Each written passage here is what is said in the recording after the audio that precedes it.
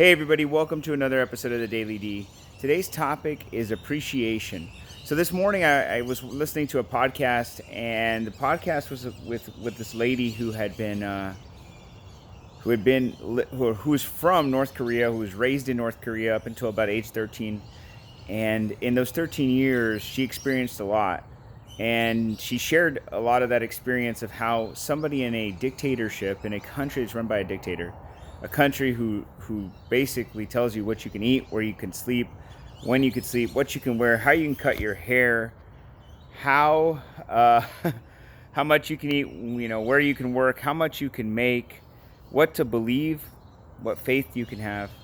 All these things are dictated to you. You don't have any say so. And so she shares all the things that would happen, and of course, obviously that country is not necessarily one of our enemies. I guess you could say they're probably the regime that runs the country is our enemy, and maybe not the people. But she does talk about how at an early age in elementary they teach they teach them to hate Americans. They call us bastards. In fact, they talk about how even in math, for an example, if they're going to teach you how to add, they'll go, okay, so there's four American bastards, and three of them you shoot with a gun and you kill them. How many do you have left? Right? Think about this. This is insane. She also talks about how money and making money, and how things you can't make money. Like a doctor in that country only makes $1 an hour,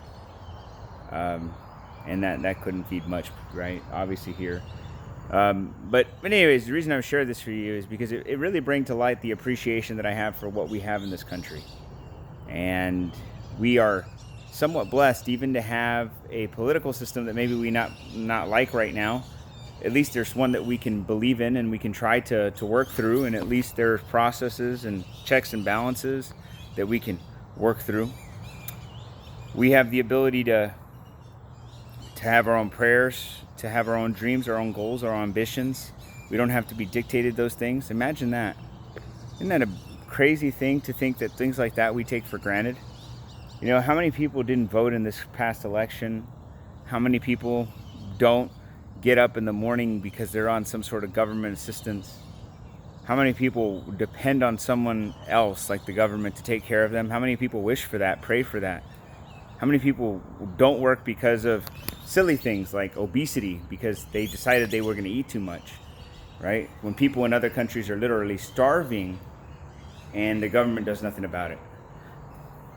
Now, I don't care what side you're on of this, right? I don't care if you say, well, the government should do this stuff. I don't know. I would tell you that I'm a big believer in personal responsibility, and whatever it is you decide to do to yourself, that's your own damn fault. There are a few people in this world that can have an excuse, if you will, for not being able to take care of themselves. For the most part, we all have the ability to do it. And so here's what I'll share with you. You have to appreciate everything you got, including the people, including the resources, including the love that you have today.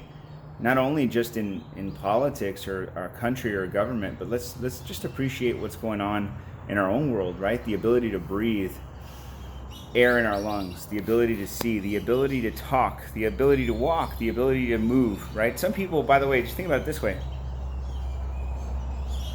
There are some people out there that wish they could work out, but they don't have legs.